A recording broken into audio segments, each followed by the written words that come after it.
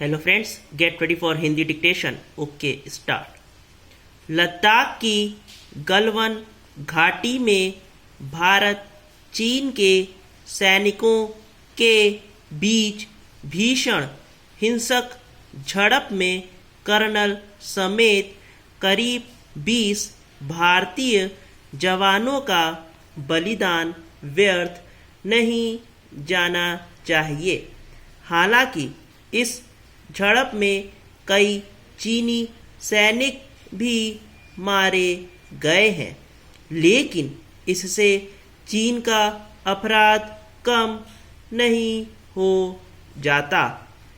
उसने एक बार फिर जिस तरह हमारी पीठ पर छुरा घोंपने का काम किया, उसके बाद इस नतीजे पर पहुंचने के अलावा और कोई उपाय नहीं कि वह हमारे सबसे बड़े और साथ ही शातिर शत्रु के रूप में सामने आ गया है।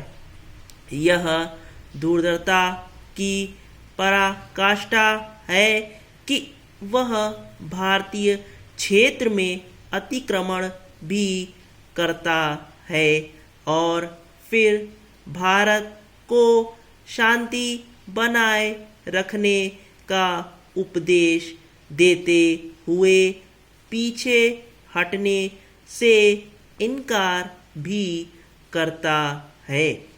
भारत की सीमाओं पर अपने विस्तारवादी रवैये का निर्लज्ज प्रदर्शन करने के पीछे उसका इरादा कुछ भी हो, अब उस पर रत्ती भर भी विश्वास नहीं किया जाना चाहिए। गलवान घाटी की घटना यही बता रही है कि पानी सिर के ऊपर बहने लगा है। मित्रता की आड़ में शत्रुतापूर्ण रवैये का परिचय देना और भारत को नीचा दिखाना चीन की आदत बन गई है।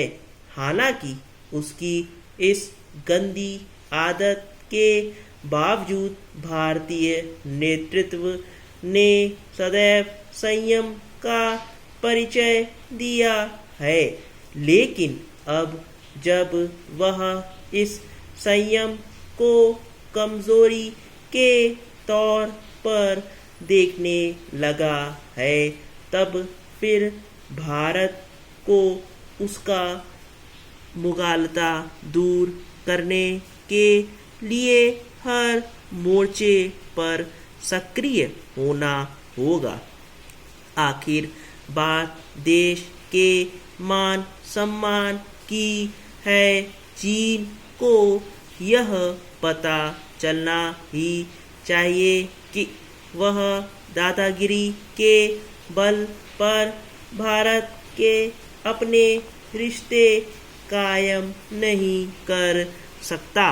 आवश्यक केवल यह नहीं है कि आत्मनिर्भर भारत अभियान के तहत चीनी उत्पादों का आयात सीमित किया जाए, बल्कि यह भी है कि भारत अपनी तिब्बत, ताइवान और हांगकांग नीति नए सिरे से तय करे।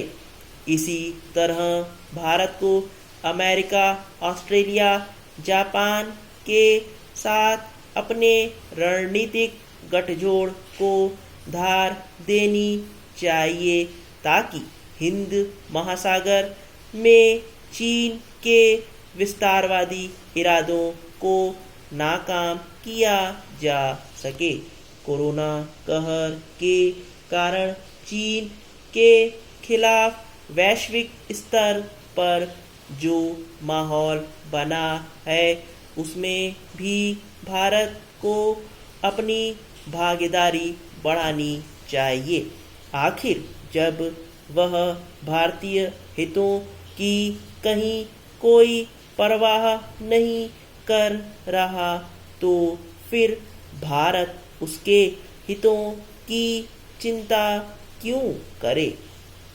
तानाशाह चीनी नेतृत्व को यह संदेश देने की सख्त जरूरत है कि ताली एक हाथ से नहीं बज सकती। हुआवे सरीखी जिन चीनी कंपनियों को दुनिया के अन्य देश दरवाजा दिखा रहे हैं उन्हें भारत में भी पांव रखने की जगह नहीं मिलनी चाहिए। भारत को शंघाई सहयोग परिषद जैसे मंचों से बाहर निकलने की भी तैयारी करनी चाहिए। स्टॉप। अगर आपको डिक्टेशन अच्छा लगा और चैनल को लाइक और सब्सक्राइब ज़रूर करिए। Thank you.